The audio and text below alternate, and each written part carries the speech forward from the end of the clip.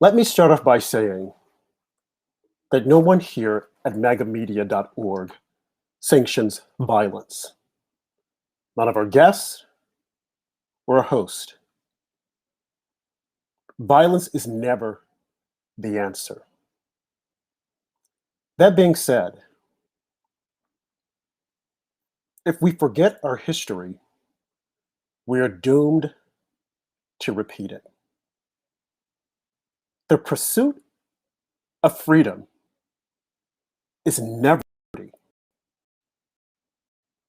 It can be ugly, it can be harsh, and it can be brutal. The pursuit for democracy is the same way. It's not pretty,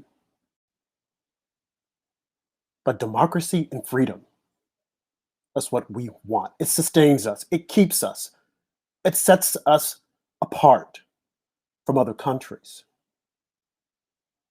But dare we think that we're better or any different from any other country when we're in the throes of seeking democracy and freedom?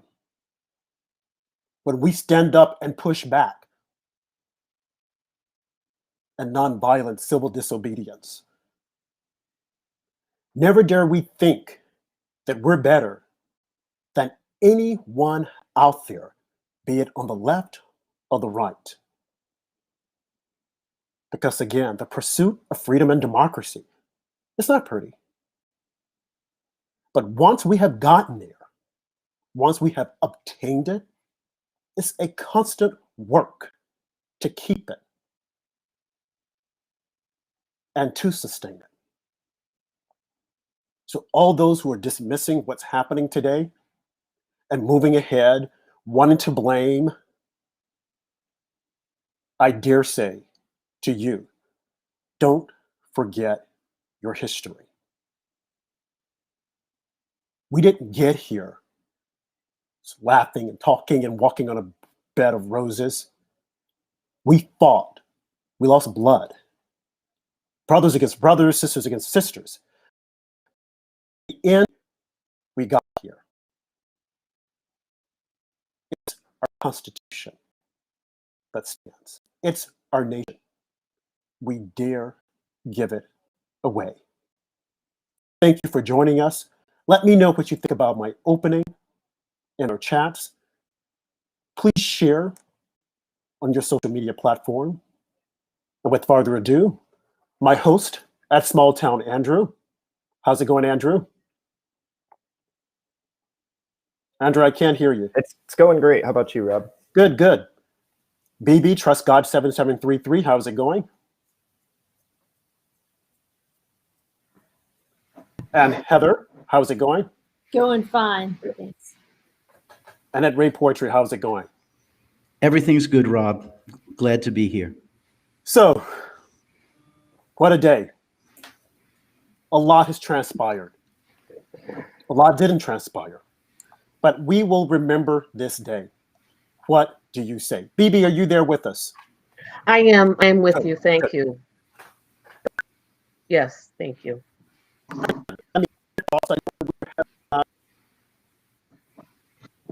As I said, we're not proponents of violence. We don't sanction it. We're not saying, yeah, get out there. But we are proponents of freedom and democracy. What do you say? We are. And I think, honestly, it's a shame that Iraq and Afghanistan and other developing countries have a more secure voting system than we do here in the United States, with the greatest technology and the greatest economy in the entire world. I must say, though, I am well, but I'm upset. Vice President Pence's action today, I mean, I broke down in tears, quite frankly. I'm emotional about it because everybody's turned their backs on us. The judiciary, the Congress, the Senate, mayors, governors, police officers, not all. They've all turned their backs on us. The Department of Justice doesn't want to hear what we're saying. The FBI, Mike Pence was like the last line of defense. You have senators now saying, no, we're not going to object. We're going to let it go through. When there's clear evidence of fraud, Rudy Giuliani and his team, this man, Rudy Giuliani, put away the 5 mafia families in New York City. Former federal prosecutor, mayor of the city. And yet they're acting like he's a buffoon and not to be believed. But besides Giuliani, there are hundreds of affidavits. We have video from Georgia, evidence of fraud, and everyone wants us to ignore and not believe our lying eyes. So when Vice President Pence, who calls himself an evangelical Christian, he was given a very clear, easy option. Just send it back to the state legislatures. And Pennsylvania sent a letter. And Arizona asked him, send it back to us. That's where the election laws belong. And yet he said, well, I don't want to unilaterally overturn it. We're not asking him to overturn it. All he had to do was send it back to the state legislature. Thank you. No, baby, that's a valid point. That's all he had to do. We're not saying to overturn. We need to get to the bottom of this. Heather, what do you say?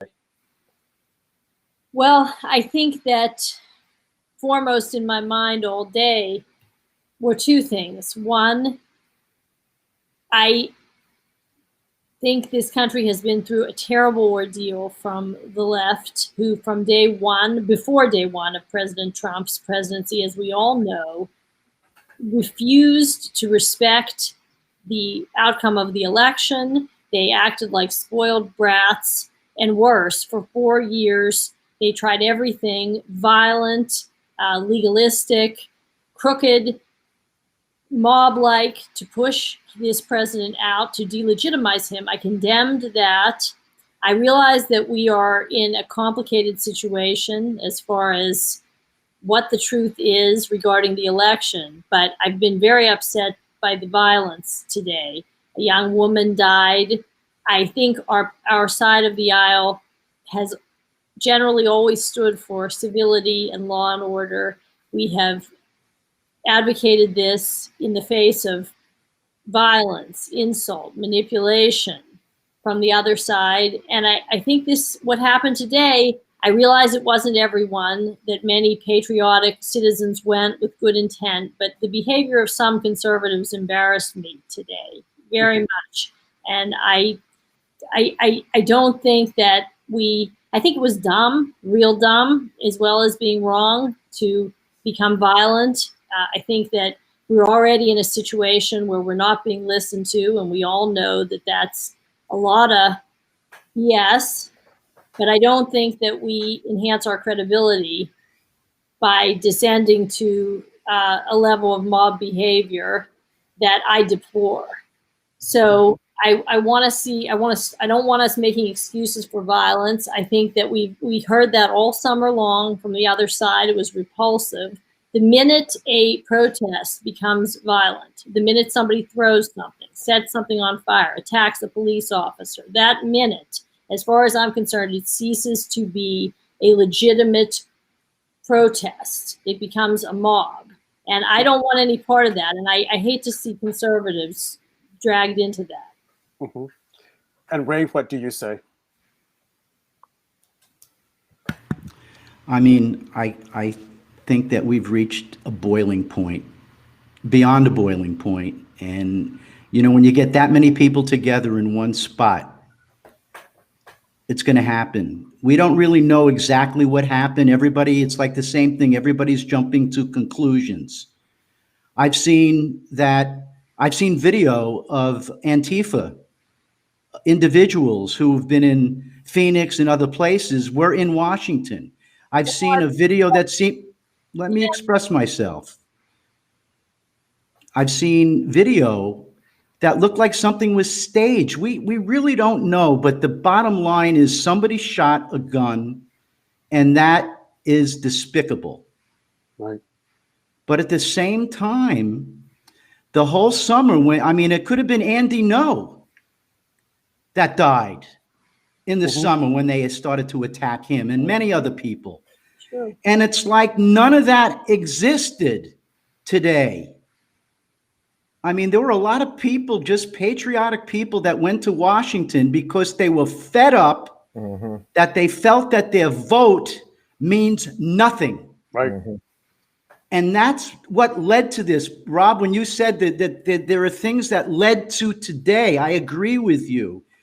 But at the same time, I agree with Heather that it would be nice if we had some civility in this, but there hasn't been any civility for 4 years. Well, and I've written 4 books about it. Yes. That is our house. The people who we elected to represent us in that house weren't going to do what we elected them to do. Instead, they were going to turn their backs on us and do what they wanted to do, continue selling us out to foreign countries, send money overseas.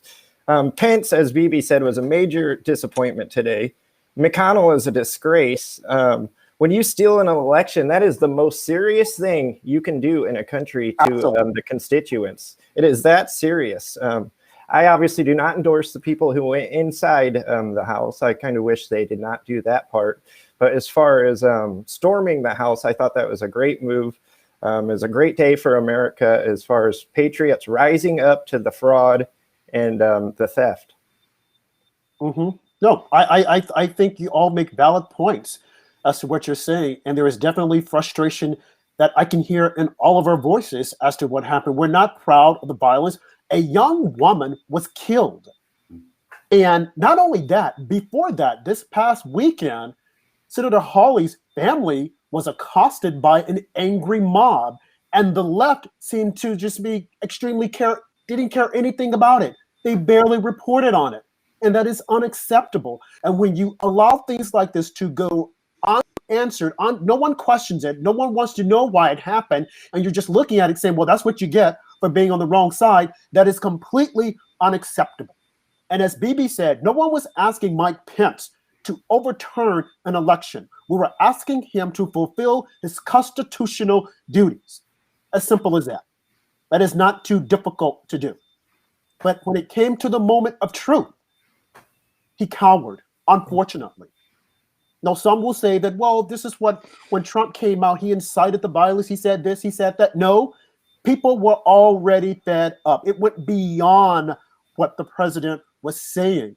It was what people weren't listening to. We are tired. We are fed up. We're looking at Georgia. We saw what happened in Georgia. We went to bed. We wake up, and then the numbers have changed. Seeing things like this consistently happening, and people are saying, well, fraud occurs, but you got to move on. No, this is the United States of America. And when someone says, oh, we're no better than other countries, you're right. We're no better because we're still trying to get it right.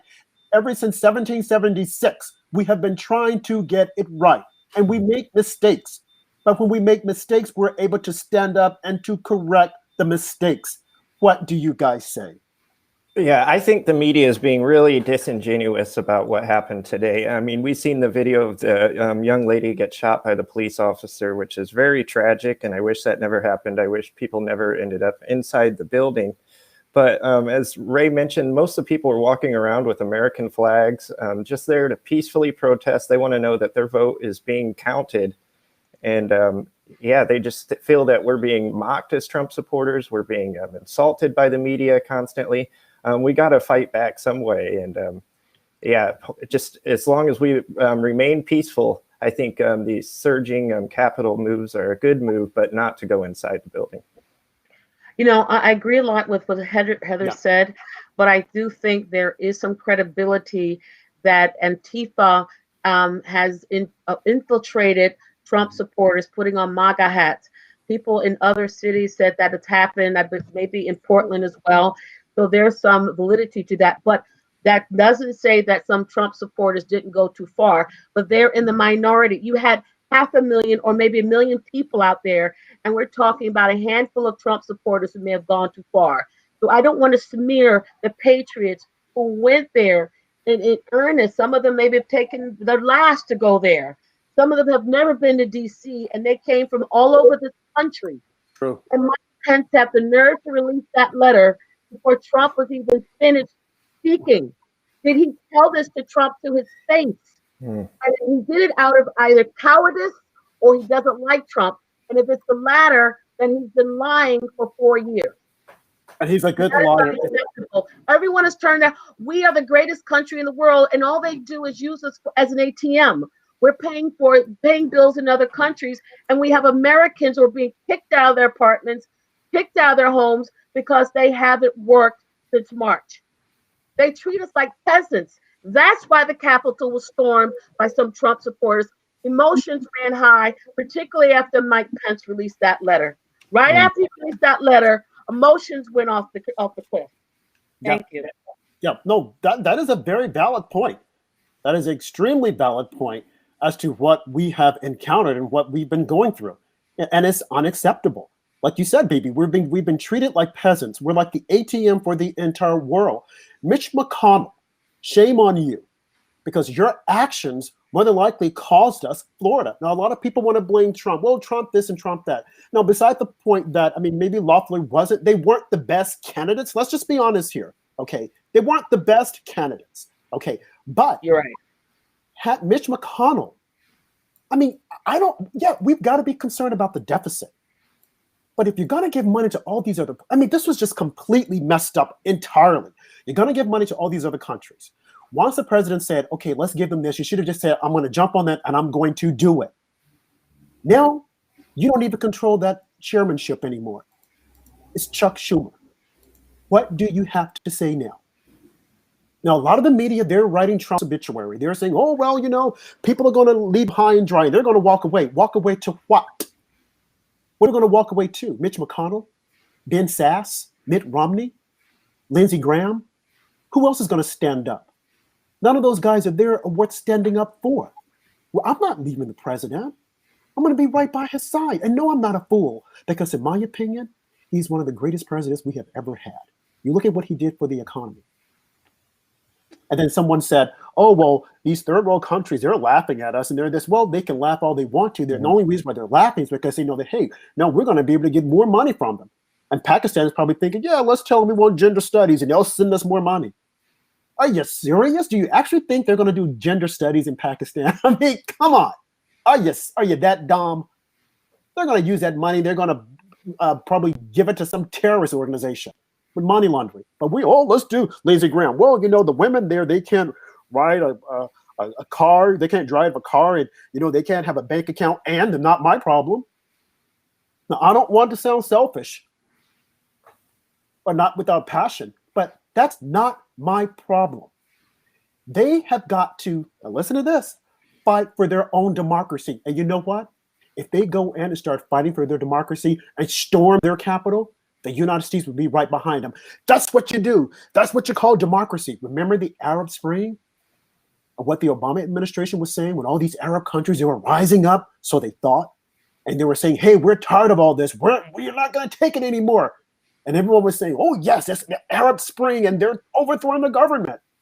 And that's the same thing we're saying about Iran. The people need to rise up. The people need to do it. So why are we above that? Why can't we do the same thing? When we see that a wrong has been committed. Now, some people will say, show me how the elections, I am so tired of this. Show me the fraud, show me how it was stolen. You're not looking. Or should I ask, what do you want to see? You tell me what you want to see, and I'll show it to you. Because you have all these people from all these different states taking sworn affidavits as to what happened. They don't know the other person. They didn't hear the other person's story. And they're saying the exact same. So I say to you, because you're clearly not open your eyes, and a lot of people think funny. And I spoke about this last night on our last night show, especially for blacks, who they're just like all gung-ho. They're, oh, we took Georgia, and they're smiling, unaware of the consequences, oblivious to the consequences. So now the Democrats have both houses. Do you not know that if they make Puerto Rico a state,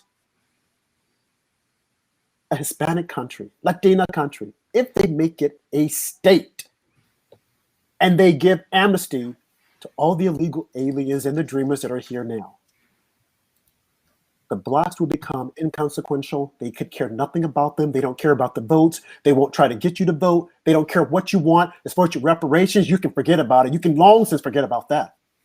They don't need you anymore because the largest minority they have and they will use them to get their agendas across. So all the blacks that are out there that are saying, oh, we beat them, we got them, and now it's our turn. No, it's not your turn. Now you will really see what it's like to be hopeless, as Michelle Obama once lied to you about. You will now see what it's like to be hopeless. And I hope you guys have pictures of her on your wall, because that's as far and as close as you will get to having and making money, because Joe Biden will come in and he will increase your taxes. He will roll back regulations, increase the taxes, roll back regulations, and all those jobs, they're going back overseas. And then the jobs you say, well, the Mexicans, they're getting the jobs that we don't want. Well, those will be the only jobs here in America for you, okay? You got to think about, if you don't want to think about yourself, think about your future generation. But no, because you guys think that you have won. Well, you're in for a rude awakening. And I don't want to see the tears. I don't want to hear the lamentations, because you brought this on yourself. Now, in a minute, we're going to hear a poem by Ray Poetry that reflects back to the biblical times, but I'm going to let some more people come in and give their thoughts. Anyone else want to opine on what I just said? Agree or disagree? No, I was just going to say, it sounds like a lot has been building up the past 4 years, and we're reaching a breaking point one way or the other, and it's only a matter of time before we see what happens. Yeah, it's a tinderbox, like I said. It's been a tinderbox that's just like exploding. And this is only the intermission, because there's more to come, because people aren't being heard. You have to stop and listen. Okay, and make it like, I hear your concerns. There might not be anything I can do about it, but I am going to act. Mike Pence, at least hear them. At least let it go through. Okay? But you're behaving like and again, the judges, some people say, well, the judges said this. It wasn't the responsibility of the judges to get involved in the election. It was a responsibility of the state legislatures. Right. They make the law. People, please understand. A lot of people are reciting talking points from CNN and MSNBC and the New York Times and the Washington Post. You got people who don't even live in this country that know our laws better than we do. And it's a disgrace. People are constantly sending me texts. Oh, well, the judges spoke. The judges can't speak. It is the state legislatures. So even what's her name, Stacey Abrams' sister did, Judge Gardner, it was wrong. She couldn't make that decision. She just can't arbitrarily say, oh, well, even if you don't live in Atlanta or Georgia, you can still vote. Are you serious? That's what got us to this point. Because laws are being broken and no one is listening, and you guys are making it seem as if though it's okay. It's not okay. It's never okay. This is not a banana republic. And even if it is a banana republic needs to update and say we must follow the rule of the law. Who makes the laws? The legislatures. Who interprets the law? The judges. And what Gardner did and the other judges did in those instances, some of them refused to even hear the cases, and some of them said, well, it's without merit, because you should have done within such and such a time. But that doesn't mean it stops. It means that it is time for the legislatures, like Arizona said, send it back to us, Mike Pence. Right. Pennsylvania. And even Mike Pence noted in his letter that the state legislatures, I'm going to paraphrase, were overlooked. They were bypassed. That is illegal. What they did in Pennsylvania, the Secretary of State making all these little laws, but Stacey Abrams did in Georgia, all that's supposed to go through the state legislature. So what the courts have basically said is, not that the case doesn't have merit in some instances, they just said we don't have jurisdiction, things of that nature, or, but the state legislature is the key, because they are noted in the U.S. Constitution. They control elections. And all he had to do was send it back. Pennsylvania wanted it back. They did not want him to certify their votes. That's it. Sorry. Thank you. Yes. Yes. Ray, are you ready for us? I am. For it. You can feel everybody's emotion, I swear. It's thick. I wrote this poem in October of 19. It's called Biblical Times Are Upon Us. Like David and Goliath, we're fighting for our life. They're squeezing out the air we breathe, censoring our rights. The middle ground exists no more. You're either for him or you're not. The media won't tell the truth. Lies are all they've got. Our leadership is useless. They've abandoned ship. We, the people, are alone, bailing out each drip. The odds are stacked against us. Persecution dawn till dusk. Grab your sack of sticks and stones. Our survival is a must. We are taking fire. Patriots attacked. We used to be the honored class. Now they'll stab us in the back. We voted in the president. We put him in our house. They bugged the walls around him, his family and his spouse. We see that there is no justice, no traitor just dressed in chains. Sedition is their moniker till no patriot remains. So keep your Bible in your pocket, your hands upon your gun. Only when Goliath falls may we claim the battle's won. Wow, that's powerful. That is so true. Powerful. I want to order that one. Thank you. Beautiful. That is very powerful. It's in my book. It's in my book. What got you to write that? What were you thinking? Did you foresee this day coming? Oh, sure. Everything I write it's almost like I've seen it and I express it. And we know it.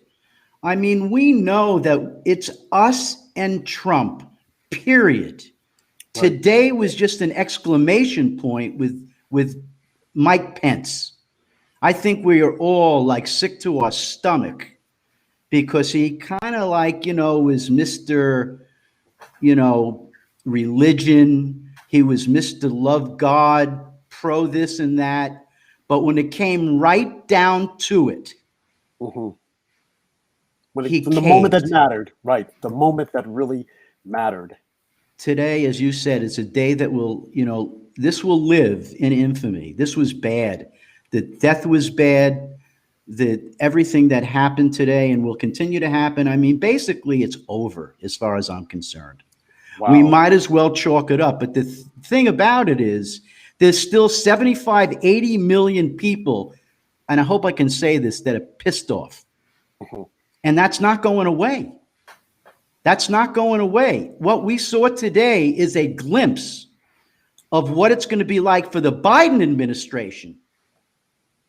And you mark my words, there will be more protests. There will be more violence. I'm sorry to say. I wish it could be just kumbaya, civility. I have this argument with my IT professional who's done my website and helped me with my books. He's like appalled what happened today. And there's really nothing I could say. Right. I mean, I walked into the elevator today. I forgot my mask. I mean, I got lambasted. Okay. And this is happening every day to us all across this country. People are going to be attacked over these masks. This is going to be a defining moment in American history. What are we going to do with these masks? Right. Because I see it as a long-term problem. I don't see it going away. I've made it clear I want to get a vaccination. Heather, I've said that. I'm for that, because I don't want to be restricted from movement around this country because that's where it's going. But to answer your question, yes, I saw this at the very beginning that this is where it was going, Rob. Wow. Well, something that you just said, and keep in the forefront of our minds, is that this is just the beginning of what is going to happen. And Heather, you alluded to this also, that the violence that took place on tomorrow, this will give the left ammunition to start restricting more rights that we have. And of course, the left will acquiesce. They won't say anything. The right will just say, okay, we got to do what we got to do. This is not good. This is not good at all. It's not good. And I see a question from Bibi in the lineup. She asked, Trump is not to blame for the violence. I agree. Do you blame the Dems for the violence by Antifa and BLM? Yes, I do, Bibi. I think that we saw a lack of moral leadership all summer long. And I just don't want to see us and our leaders cooled down to that level. Mm-hmm. Well, you know, our leaders have got to. No, good point. Thank you. I agree. I agree with you. Thank you. Yes. They've got to make a stand. They've got to make a stand. They have got to start listening and not just, you know, pretending to listen. I mean, again, it just goes back to it's something that you guys have said. I mean, I was out and about and I was trying to listen to this on the radio, and then Andrew texted me and said, "Hey, you know, just alluded to what was going on the news," and all Mike Pence had to do again was just listen.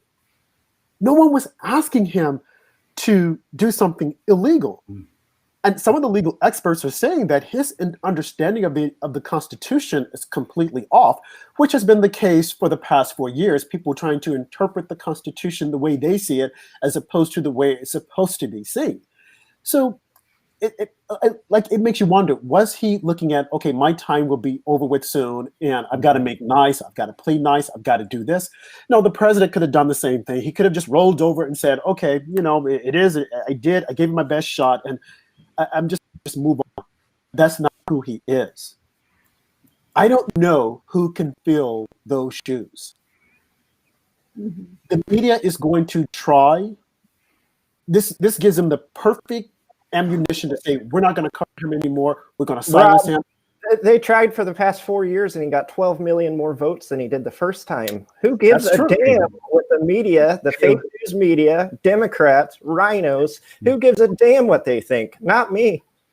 I don't know who's going to vote for these Republicans after they've all turned their back on President Trump. Who still supports him?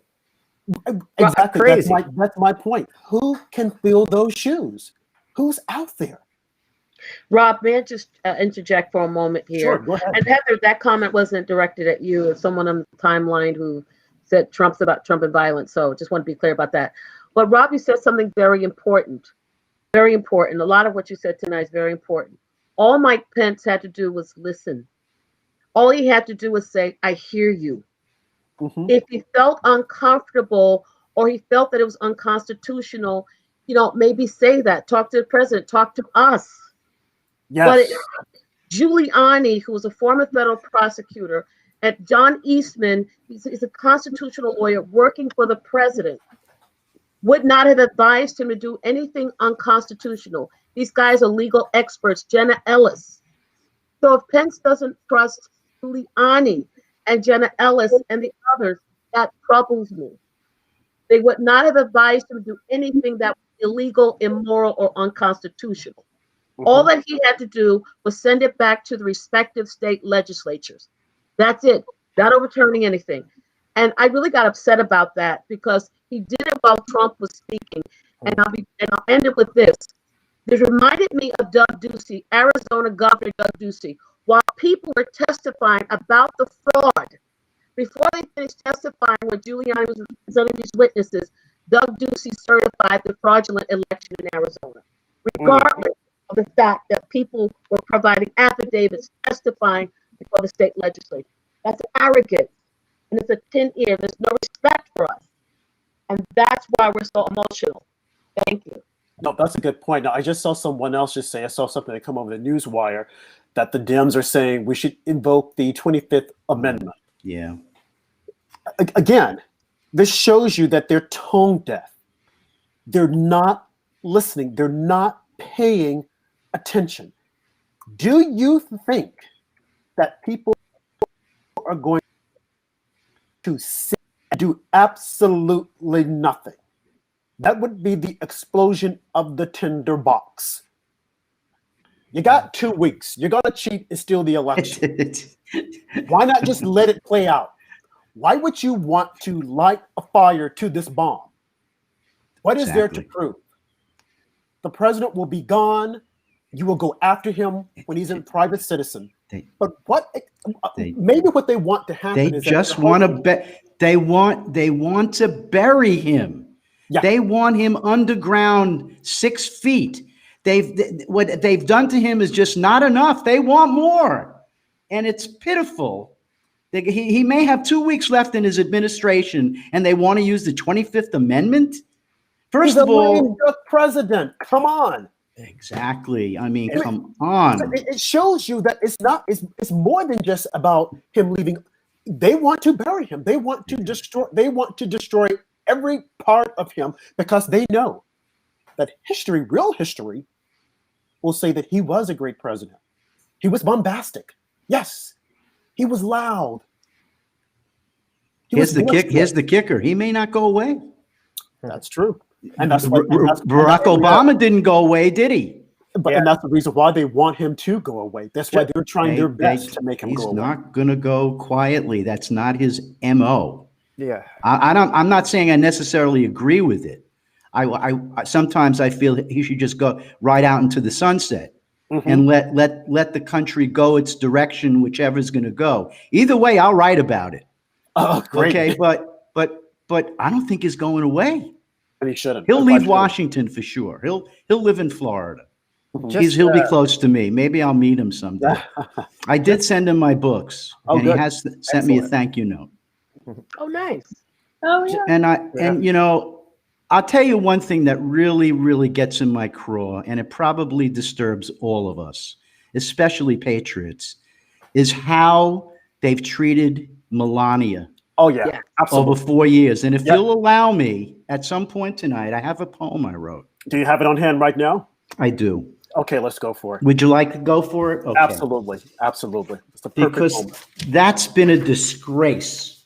And I think even President Trump may have mentioned something like that this week. Yeah. Let me find It is a disgrace. And I've said so many times, I've even written an article about it on MegaMedia.org about conservative women. And you would think that Michelle Obama, having been the first lady, would go out and say, guys, this is your first lady. We need to respect that. But no, she's, doing her own thing and talking about how depressed she is. Here we go. It's called Melania. The way she's been treated is nothing short of obscene. She's a breath of fresh air, rarefied, classic and clean, swept away in a torrent of political gain. Yet she's a rainbow that glistens after a blistering rain. Never gracing a cover of one magazine, it clearly broadcasts a message how they're so ragged and mean. Her grace is unmatched, her mothering true, raising a prince until the battle is through. She's a beacon of beauty, a modeling gem with womanly facets the left won't ever defend. She stands by her husband through thick and through thin. She's fluent in language, yet so soft-spoken within. She's caught in a history which she didn't choose, yet she's a shining example in spite of the abuse.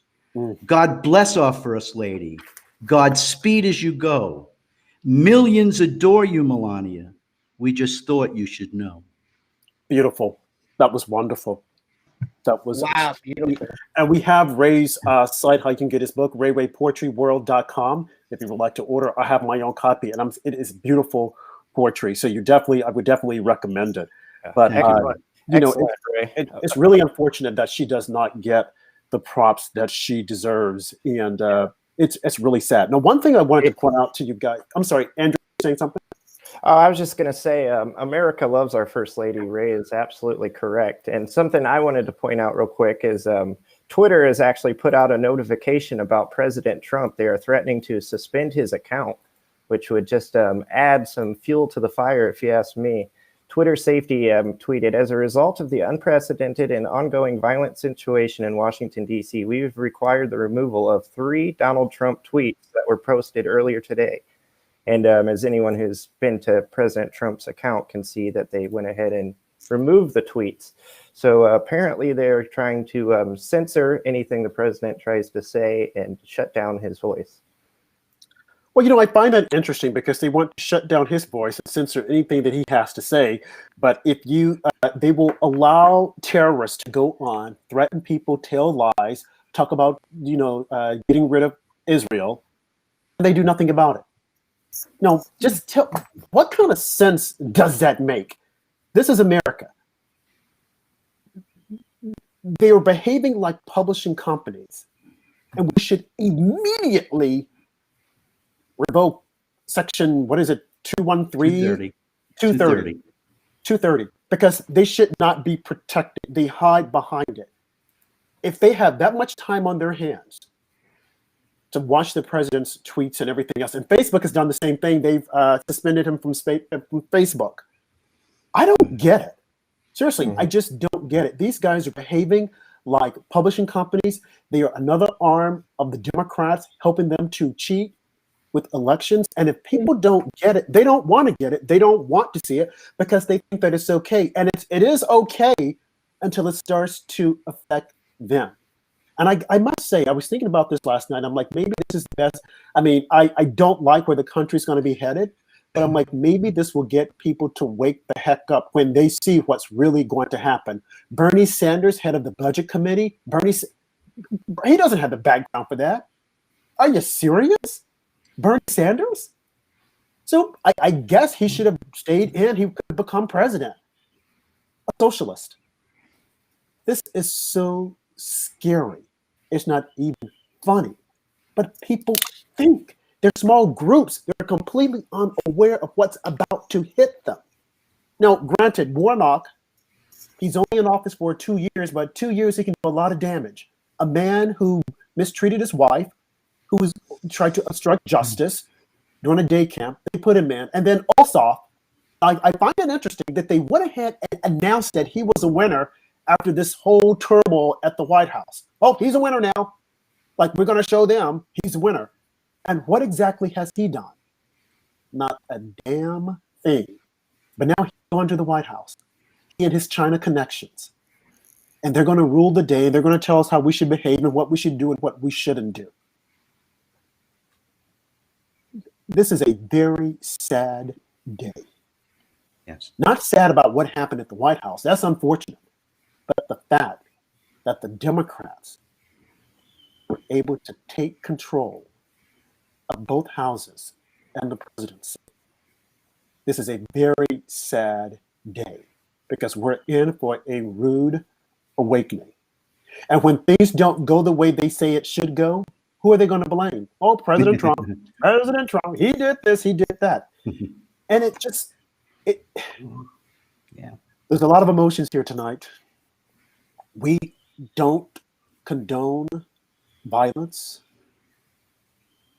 But again, freedom and democracy, the pursuit of freedom and democracy is not pretty. It can be dark. It can be ugly. But democracy and freedom, hand in hand.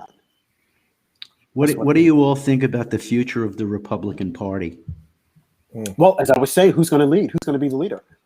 I think that there's a lot of opportunity here, guys. I think the only way forward and the best way is what you're doing right now, times 1,000. I think that one of the positive things to come out of all this has been the growth in minority support for conservatives and conservative ideas.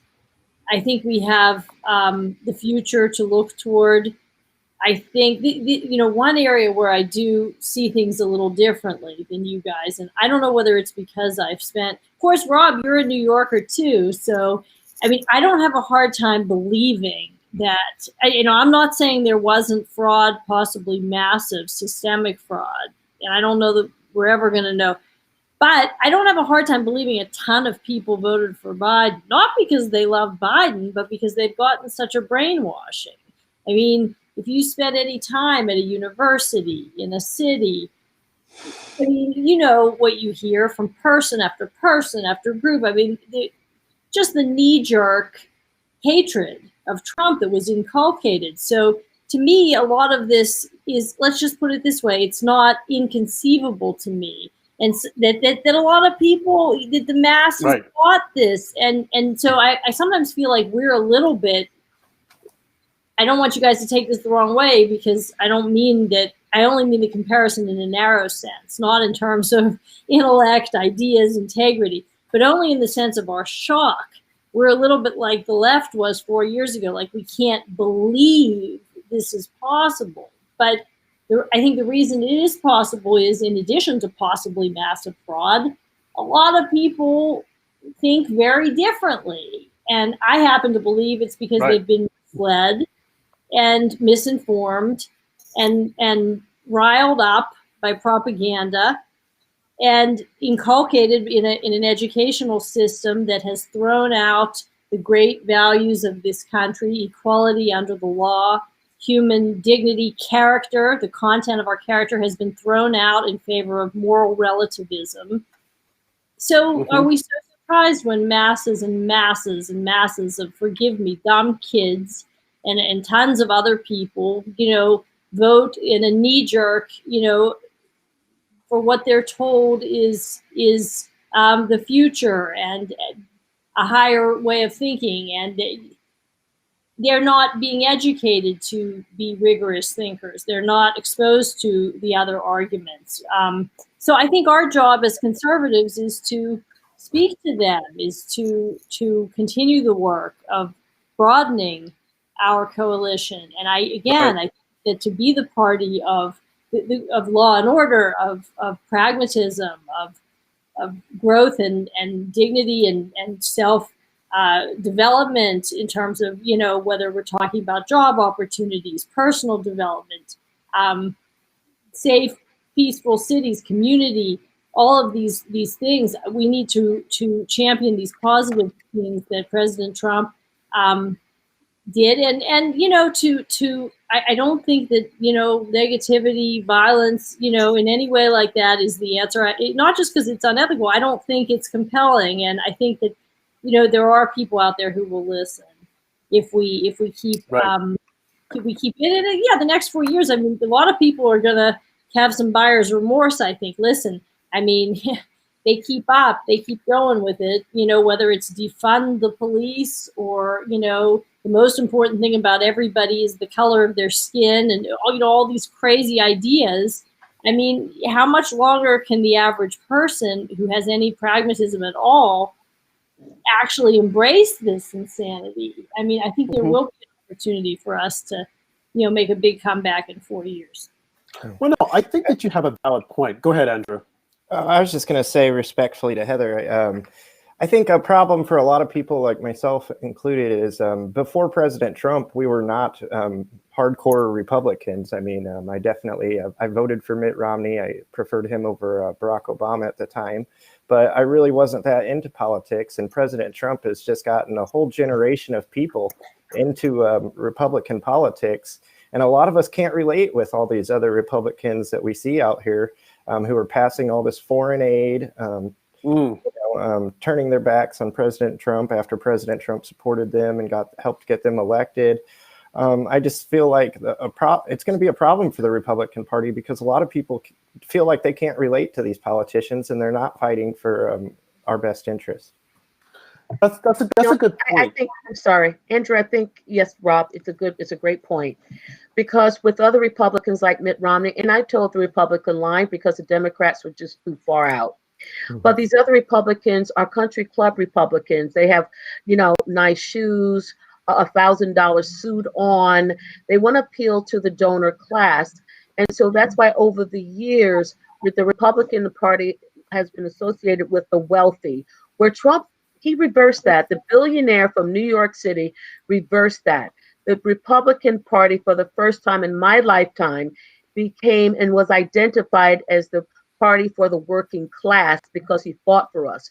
We realized that all the Democrats wanted us for was to use us as an ATM machine to fund their special projects and their special interests, including abortion and other things. Trump fought for the little man, for the little guy. And Robbie said something very important. Black people who voted for the Democrats. Now you have a Democrat-run Senate and maybe not presidency. This party has done so much damage to Black people. We flourished under President Obama pre-COVID. Black unemployment was at its lowest rate in American history, thanks to President Trump. Hispanic unemployment, women's unemployment. He did miracles, if you will, with the economy for all strata, for all walks of life. This is Trump, not Obama, not under any Democrat. We flourished under President Trump. And yet you have people who are so brainwashed They threw it away. No, I don't believe Biden got 81 million votes. It was probably around 40, 50, maybe 60 million.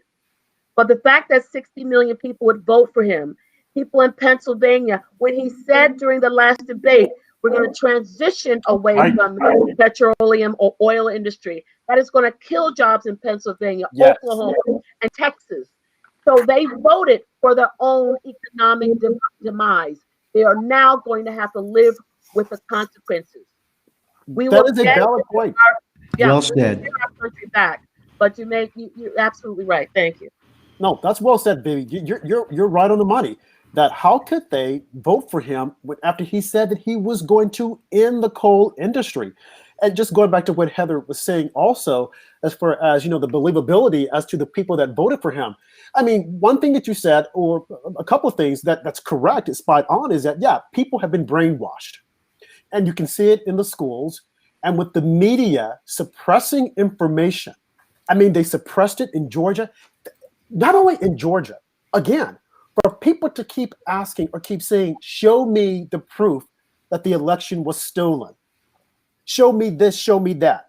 They could tell you all the bad things about Trump. Half of them don't even know about Joe Biden's son. They don't know about Tony Bobolinsky. So yes, they probably went into the polls and they probably voted. But I find it very difficult to believe that Biden got more votes than anyone, even Barack Obama. That I will never believe statistically. It is impossible. And then for some to say in Georgia, well, yeah, only 2 dead people voted. How do you know only 2 dead people voted when you didn't even audit the votes? When you had people coming in saying that I went in to vote and they told me I had already voted. Now, someone might say, well, that's so small, it's not enough to overturn an election. Who said anything about it being large enough to overturn an election?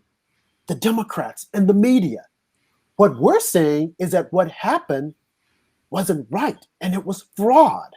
Mm-hmm. And according to the Constitution, when the electors go in and they look at the votes, and if they say, wait a minute, this is not right, then those electors cannot go to that particular candidate. But the media and the Democrats keep talking about overturning the election and doing this. The Constitution does not say that. Mm-hmm. Any amount of fraud is wrong. This is the United States of America. And we should all be concerned that malfeasance took place, that judges who aren't supposed to render a decision in election, it is the responsibility of the legislatures. Look at the 12th Amendment. I would admonish all of you and understand it. Don't listen to me. Don't believe me. Don't listen to CNN. A lot of you get your news from CNN. A lot of you want CNN to guide you through this because there's a lot to read. But they're biased. And the only thing they're trying to do is to protect Barack Obama's legacy. Do you actually think that the left is going to allow Joe Biden to get anything done successfully without it overshadowing Barack Obama? No, they're not. Only if he puts Barack Obama's name on it and they can call it the Barack Obama bill, the Barack Obama this, it will not happen. They do not want Barack Obama to be a footnote in history, which is where he was headed before Donald Trump. You have to accept and face reality. Mm-hmm. What did he do? Okay, some will say, well, he saved the economy from going belly up when the banks were going under. Okay, what else did he do? What did he do for Black people? What did he do for the job market? Jobs went overseas. Look at what he did to student debt. He moved it up under the kick the tire down the road saying, oh, should we just erase all student debt? What did he do with the DACA families? He didn't make a decision. He even said when he came into office that if you come to America, you need to come the right way.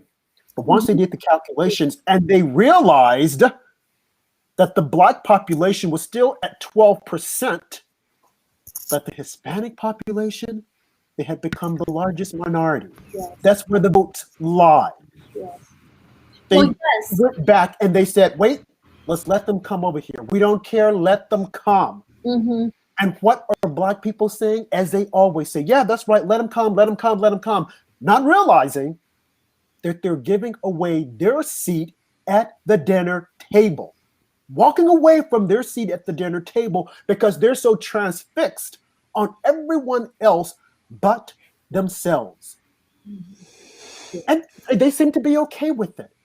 And they laugh and they jog and they, oh, ha, ha, ha, ha. And who do we have coming into Congress now? Another Black minister. Really? You couldn't find another better candidate? Are you serious? And what is he going to do? Preach us a sermon? Tell us it's best to go this way, best to go that way? Then we have one who's saying all woman. And then he's going to say, oh, no, I was just saying, no, Cleaver, you said what you said. Don't try to clean it up. Okay? Don't try to clean it up. I prefer a politician who's going to be direct with me and tell me, go to hell when he's had enough of me, as opposed to someone who's going to try to make it pretty and, well, you may go, you might not go. I don't need that, okay? Sure. As Andrew was saying, and I thought it was such a valid point, the reason why he voted for President Trump, that he really wasn't into politics. But this man said something that got his attention. And that is the case with so many other people. They were tired of politicians. Yes. I'm tired of politicians. I want someone who will go in, who won't make a mistake and say, oh, no, it's this way. I want someone when I go to bed, he's like, no, we're going to do it this way. We're going to do it that way. But at the end of the day, I know that he's fighting for me as opposed to some other country. That's what I want. And look at Joe Biden. He's already saying, oh, we're going to make peace with all these people. We're going to go have tea with the Paris Peace Agreement. Paris, and we're going to do this and we're going to do that. I don't want that. We don't have time for that. I want to make America great again. I want to keep America great again. And to my Black brothers and sisters, I know that some of you will say, when was it ever great for us? Well, I would ask you to think back, look back in time, look at your grandparents when they were successful and they were making money. The only thing you have now is debt. College debt. But if we were to bring back those jobs, vocational jobs, you would have a chance. College isn't for everyone. You would have an opportunity. We don't need a white liberal to tell us you can live by us. We can make it ourselves. We can solve our own problems. But yet and still, we want to look for Joe Biden, who has told us you ain't Black if you don't vote for me, who was on a Zoom call telling you that, wait a minute, you're not even the largest minority. Within the next year, they're going to take us over. And that's the man you want to vote for? You better wake up, and you better wake up fast. Well, let's face it, it was a vote against Trump, not for Biden. It was a hate vote. Yeah. Seriously. I mean, really. No, I agree. You know, I mean, when we look at, like Bibi was saying, all the strides that happened for the minority communities, it was unbelievable. So remarkable. Mm-hmm. And, you know, but all of that just got wiped under the carpet. This has been the same story for 4 years. It's all one big conspiracy theory, even today with the vote. All a conspiracy theory. Well, you know, I mean, we're going to have to live with it, as Bibi said. We're going to have to live with the result, and we'll see where this goes. We'll see where it goes. I mean, a Democrat-run Congress, we know statehoods are going to be up there packing the court. The filibuster, you can kiss that goodbye. I mean, basically, there are people that saying they're going to be able to do anything they want for 2 years. Mm-hmm. Right. And we'll have to reorganize, right? Yeah. Everybody, right. They could we got give 2 years, and then we're, you know. They could give amnesty to like 20 million illegals that could totally change the voting demographics as well. True. May I just say this? That you is know, very scary. I think one of the reasons a lot of us got emotional today about Mike Pence is because President Trump was the bulwark between us and socialism. Yes. He moved the embassy to Jerusalem. He stands for the many great unborn. Yes. He has done more for Israel, making all these peace agreements. For the first time, I get emotional. All this I'm sorry. It's true. It really is true, BB. No, I understand. I mean, BB. I've been saying it for 4 years that I could never understand how an American Jew Yeah. could not support Trump. Mm. I just don't understand it. And I am an American Jew. You know, I mean, like I'm a thoroughbred. Parents, grandparents, you know, we go back. I'm with you. I'm right behind you. But I think that this is where our strength lies, among other reasons. I think the demographics of the country are changing. And that can be a fine and good thing if we help to broaden the coalition of people who stand up for traditional American values. And I think the minority communities, Black, Hispanic, Jewish communities, I honestly, not to flatter ourselves, but I think, you know, we're right. We have a big job the next few years. And I think leaders like Candace Owens and like you, Rob, and so many Black conservatives have stepped to the fore and been, you know, just wicked smart and principled and brave, so brave. And I want to, you know, be right there with you. And I think this is a battle of ideas. It's a very, you know, it's an important one for the future of our country. You So, know, other than a couple of missile attacks on specific targets, Yeah. there's been no war for 4 years. Nobody talks about this. You know, Nobody talks about it. The president of my lifetime is Donald Trump, the most anti-violence, which is one of the reasons I was so grieved by what happened today. I think that despite the smearing of this man and the slander, I think he's brought home, at least 50 hostages. Yes. Yes. World, Right. 3 countries in Israel, no new foreign entanglements, you know, to harken back to our first president, George Washington, who warned us. And I personally, you know, I just, he's a deal maker, he's a pragmatist, and I just am so, as someone who, listen, I supported the Iraq policy. I believed our leaders when they said that it was necessary, and I think it was complicated. But listen, anybody who has the savvy and the brains and the toughness to avoid violence is I mean, listen, liberals used to care about that too. Right. You know, I don't know where they've been on that. But listen, these are people who are not looking at the facts for the most part. I just had a conversation with a new friend of mine, and I was saying, you know, listen, I've had so many conversations in New York, you know, whether it's friends, coworkers in the past, dates, whatever. They don't really know policy. Many people, they don't study the issue. Exactly. They know the other side. They don't really know their own side. They don't know, you know, who's the senator from where. They don't really know the law. They don't know the Constitution. They know they hate Donald Trump. Right. Exactly.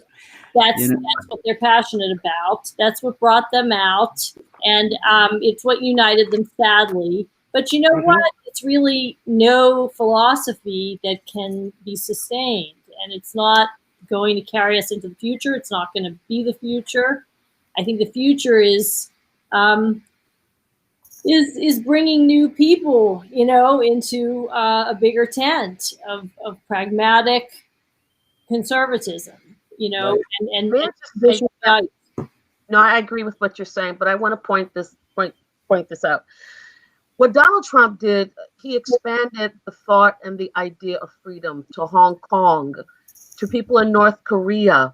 He stepped into the demilitarized zone and the first president to do that since the Korean War. He gave them hope. He gave them hope in Iran.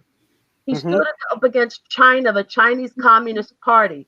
This is why we have the release of the virus. They wanted to destroy Trump because he's the first American president since Nixon who opened up China to stand against the CCP. He gave them hope. He gave them hope in Hong Kong. And now, at least for now, they may lose hope.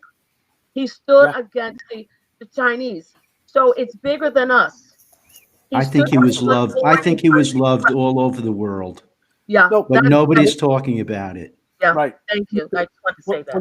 What you just said, I think what you and Heather just said, as well as Ray, listing his accomplishments, which are many, and the media, didn't, say anything about it. And if you were to rattle off a compliment or an accomplishment rather that Trump succeeded, the person you're talking to would immediately say, "Oh, that was Barack Obama." And you say, "No, it was President Trump."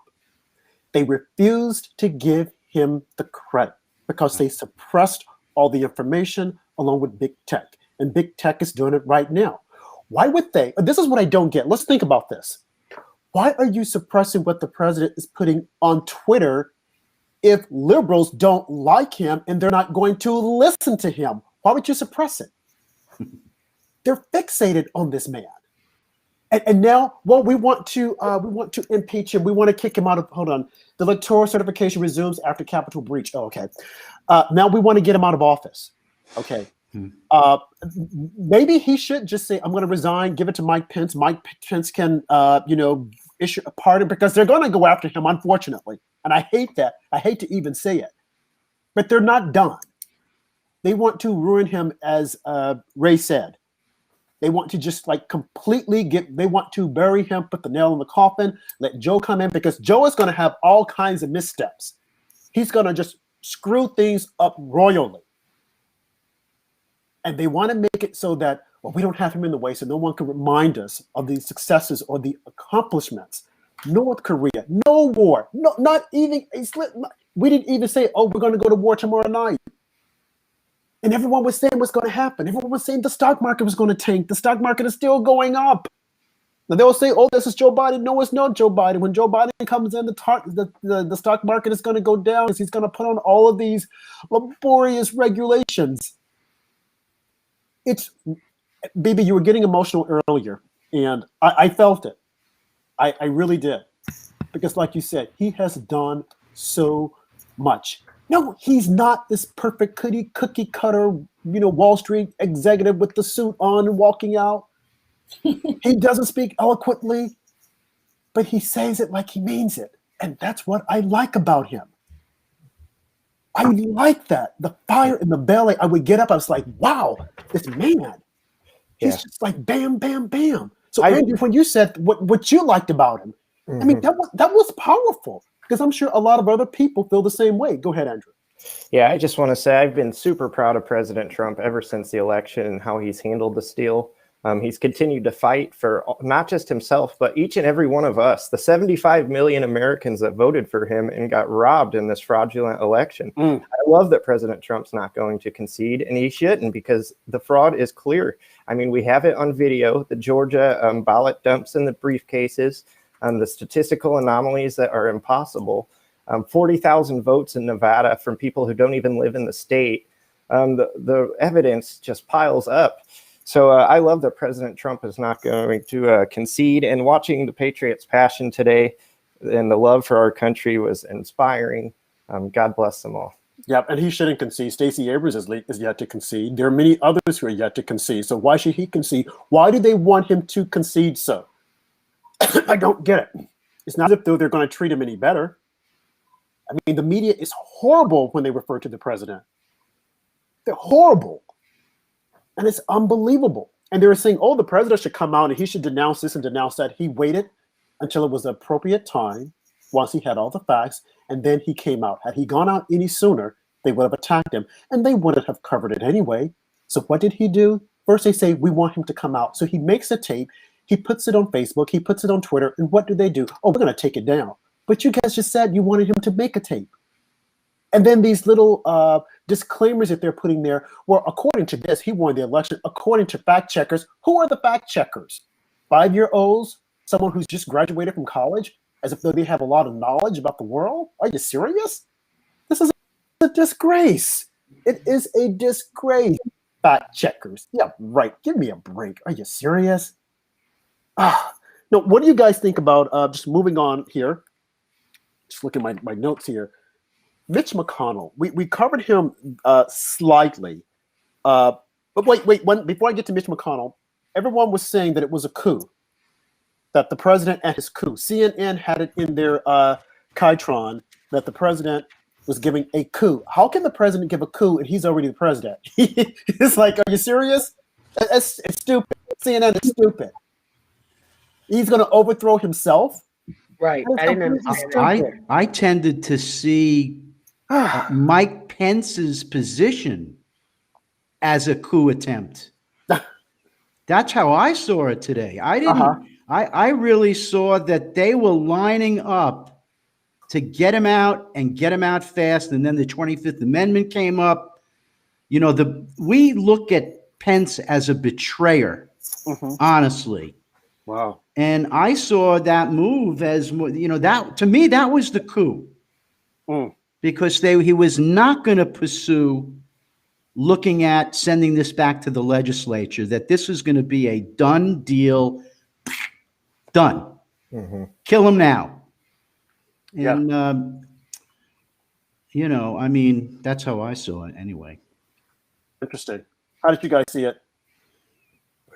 Yeah, I agree with Ray. Rob, you know, I was a huge fan of Vice President Mike Pence. I stuck up for the guy all the time. One of my best friends lives about 15 minutes away from Mike Pence's house in Columbus, Indiana. So I've hung out with members of the Pence family. But that all being said, I'm very disappointed in his decision today, writing that letter, as BB said. Releasing it during President Trump's speech just felt like a total slap in the face for all of us that have been loyal supporters. Yeah, it is. I mean, I still see people in the chat room that are saying there's no steal, there's no this. Well, you don't see the steal because you've been following fake news, CNN, MSNBC, New York Times, and Washington Post. And of course, they're not going to report the facts. So your view of the world is extremely limited to what they have to show you. But if you go outside of that, you might be afraid, but you should try it. Because CNN, Washington Post, MSNBC is more than them that exist in the world. Okay? So try stepping outside of that box that you're living in. Yeah. And look at the real world. Just saying. I mean, and again, we don't have to we can agree to disagree, but facts are facts. They're stubborn little things, and you're entitled to your opinion. But when it comes to the facts, you have to know the facts. And unfortunately, CNN has just been creating their own facts, just like they said, oh, there's no there with Hunter Biden, only to find out that he's been under investigation. All they had to do was ask. No one ever thought, Hunter, are you under investigation? And he would have said, well, I can't talk about that. And then immediately you would have known he's under investigation. The same thing with the voter fraud. All they have to do is investigate, but they won't. You know why they won't investigate? Because they don't want to have to come back to you and show you the proof. That's why. Now, I'm hoping with all these changes that are taking place, that before the president says, well, I am going to put a special counsel in place, because if I don't, because the Democrats are controlling everything, they will just sweep everything under the rug. And they're still going to try, because I think Biden is going to make Merrick Garland his attorney general, who seems rather weak to me, but hey, to each his own. But he's apparently looking at him to be the attorney general. And because, you know, the houses are even, he will probably get it. But there has to be some type of barrier in place so that we've got to find out what happened with the whole Russia collusion. Durham has to stay the course. Hopefully he will come forth. I don't know. But it would be a sad day if all of this was for naught and we never get the answers. The only thing that could happen right now is for the president to just release all the information and let us see it for ourselves, and let what few journalists that are out there report the facts. Otherwise, we will never know. We will never know the full story behind this. We know that Hillary started it, but there's more to this. What do you guys say? I just wonder if you, as an expert in all of this, Rob, if you have a recommendation, like what do you recommend people in the next 2 weeks read or watch to get the facts about the alleged fraud? I mean, we realize there's a lot of censorship going on. I'm right with you there. I think that, let's face it, you know, a good portion, half this country does not believe this election, almost half was legitimate. believes it was dishonest anyway, and that's going to be a big problem. And I have a lot of respect for Rudy Giuliani. I intend to try to watch and read everything related to this that he's done. Is there anything else you think is, Well, that's a good point, and I don't consider myself an expert, other than I just do a lot of reading, and from my journalistic background, I look at more than one source. Now, I've always said that I do look at CNN and MSNBC, but I will have to tell you now that since the election, I haven't even bothered to turn over and watch CNN or MSNBC. I only get the outtakes that other channels will show. I mean, and that sums it up, because I know what they're going to say anyway. Okay. But I would encourage people to not just believe what I'm saying, but to do your own research. Yes, look at CNN. And whatever they're telling you, go and look at another medium. Go and look and say, let me compare the two. Do your own research on Google. Just type in the question. Okay. And if the answer comes up and they say from our experts, and the expert happens to be CNN, it's not an expert. Okay. And you've got to look at who's defining the information, because if any of those people are affiliated with MSNBC or CNN, and they have a Twitter account and they've been disparaging people, you know that they're not being truthful and they're being partial. The same thing goes for Fox News. I started out this podcast saying, I think I even wrote about this on megamedia.org, that real news on Fox was between the hours of 9 and 12 Eastern time. And then it stops. Then I said the rest of it is just commentator. I then said that in the evenings from 6 to 8 Eastern time. But I've since changed that. And I've said, no, it's not real news. Because the journalists have a tendency of putting their own opinions on it. As a journalist, I should not give you my opinion. I should report and let you decide.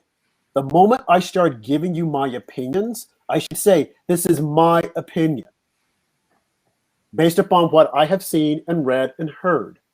A man killed himself. That's a fact. A bad man killed himself is my opinion, because who's to say he's a bad man? Some might say he's a good man. Oh, well, he did this, he did that. That's still an opinion that I am rendering to you. So again, I would say do the research, not only on Google, go to DuckDuckGo, go to other sites, and then compare the information, and then take a step back. I hear you, Robin, but I meant as far as the specifics, we all know there's been a lot of censorship. So I wondered what you guys felt was the most compelling. I mean, let's face it, there's a lot of voices, a lot of information out there. We have 2 weeks. It's not a lot of time. I just wondered what you thought was the most compelling, because I confess I have not really, I just feel that for various reasons. Anyway, I just haven't really. I want to watch personally. I want to watch Giuliani on tape. I want to hear everything. I heard him say at one. May I make a couple of suggestions? Yes. Thank you. Dr. Peter Navarro, he works with President Trump. He's written 2 short, the first one is 30 pages, but he's written them where you can easily read them. It outlines the 6 swing states, the irregularities and the fraud. You can look it up on DuckDuckGo, because Google will try to suppress it. Okay. And it's called Immaculate Deception. They wrote a follow-up with Michigan, Art of the Steal. So I would do DuckDuckGo in that. And Wow. I also watch War Room Pandemic with Steve Bannon, not because I love watching Steve Bannon, but he gets these great guests on, the Trump's lawyers like Rudy Giuliani and others, and they will and data guys and data analysts who've aggregated all this data where they can tell you what happened to the vote and the switching of votes. So War Room Pandemic with Steve Bannon, Gateway Pundit. You can get the election information also on YouTube. Rudy Giuliani has done some YouTube videos. Yes, I want to. He outlines, because Rudy is not just, we're not making this up. This is what the media wants us to believe, that the fraud was just made up. We have everyday people who testify. I watched it. It's compelling. Yes. There was testimony given by everyday average people, Republicans who tried to be poll watchers, who were put out and who were told this, were intimidated. In Wisconsin, I watched Arizona, I watched Georgia, Pennsylvania. That's where this testimony started. Yes, Right. and There's lots of evidence out there. Thank I'm you. sorry to interrupt, but that's still available on YouTube. That hasn't been suppressed, those videos. It should be, yes. Rudy Giuliani. I just checked today. There's some. Check out YouTube, Rudy Giuliani. This Okay. podcast. And also Michael Johns, who comes on our show quite often. I mean, he's just a wealth, Andrew can vouch for it, of information, and he breaks things down. And he even mentioned Steve Bannon, that he likes to watch. I know a lot of people say that Steve Bannon might be a bit eccentric, but he does speak the truth. And as BB said, Peter Navarro's book, I've heard about that. That's another good source. So those are good sources, DuckDuckGo, to get the information, for yourself. So you don't have to well, they're just saying it. No, what we're saying is based upon what we have seen and we have researched. Thank you. Yes. Anyone else? Do you have another poem for us? I would like to make everyone aware that today is Ray's mom's 95th birthday. So if she's watching, we would like to wish her a happy birthday and many, many more to come. And I think you have a poem that you would like to read in honor of your mom. I did. If you'd oblige me, Yes. You've been great with everything the last, I don't know, 5 times I've been on. I feel like this is a little bit like family here. And I really appreciate that, because we all know that we've been in this kind of alone. Rob and Andrew, you got this thing you do, and Heather, you write for the Post, or so I've heard. I've written books. But we're all in this individually. But anyway, Mom turned 95, and just to have a mother alive at this stage in the game is really special. So today was really a mixed bag between what happened, we've all discussed tonight, and then I had the celebration of my mom's 95th. So I'm going to read the poem I wrote.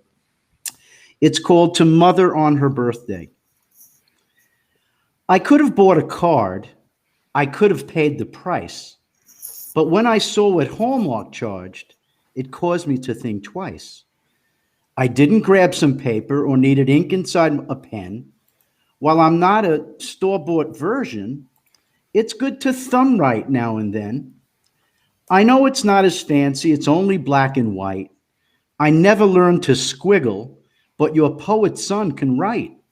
So please accept this version expressed in a different way, wishing you that special due when it's your mom's birthday. So I kept my money in my pocket, thought frugality was neat. If only I could write a cake, now wouldn't that be sweet? But the moral of the story is not in the gift we wrap. It's in cherishing these moments, because we never get them back. So happy birthday, Mother. I hope you have an awesome day. Forgive me for your birthday poem, done in my iPhone way. That was nice. She was chuckling. I sent this to her by email today, and I hear this chuckling in her bedroom, so I knew it was good. So thank you for that. She's a special, inspirational woman, not just to me, but many people in the family. She's the matriarch, and she's in good health. I mean, with COVID, everybody said, Mom, stay inside. She's trying to sneak out. God bless her. God bless her. Yeah, thank you. Well, guys, that is all I have for tonight. I want to thank all of our viewers and listeners and in our chat room for joining us. This too will pass. I know that there's a lot of heavy hearts that are out there, down spirits, but we will survive. We will get beyond this. There is a tomorrow and a day after and another day. And before you know it, 4 years are up. Got to do is that, as I think it was Tricia Flanagan said last night, we have got to start mobilizing ourselves and getting fresh blood in the party, people who will support our beliefs and go the distance. But we can never, never, ever give up. We've got to keep going and keep going and keep going. So thank you all for joining us. Tune in again. I think we're on again tomorrow, aren't we, Small Town? Yeah, I think we'll be back with Manny tomorrow, right? Yes, we'll be back with Manny. And if our guest tonight can join us, feel free to jump on. But yes, Manny Alejandro will be joining us tonight. He's always a pleasure to listen to. Tomorrow at 10 p.m. Again, we will get through this. We will get through this. This is just merely a minor setback, but we will get through it together as patriots. So thank you. Anything else Thanks, you guys would Rob. like to say? Good night, everybody. Good night. Good night. Good night. Good night. And Good night and God bless. Thank you. Great show, guys. Great show. Thank you. Excellent. I was going to say, be sure to follow us on Twitter, at TrustGod7733, at Ray Poetry, at HE_Robinson, at Smalltown Andrew, at RobJH1, and check out the website, MegaMedia.org. God bless everyone. We will see you tomorrow night at 10 Eastern. Good. Thank you.